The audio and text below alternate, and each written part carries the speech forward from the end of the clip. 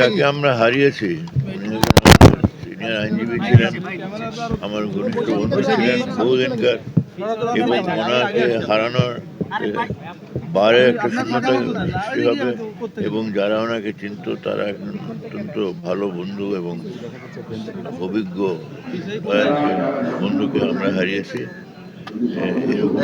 একটার পর একটা আমরা হারাচ্ছি, এদেরকে এই জায়গায় যেটা খালি হচ্ছে সেটাকে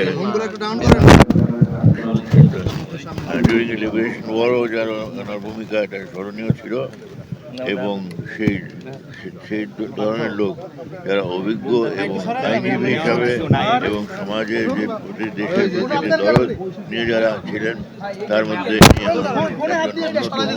ওনাকে হারিয়ে দেশও মানে একজন মূল্যবান আইনজীবীকে হারিয়েছে।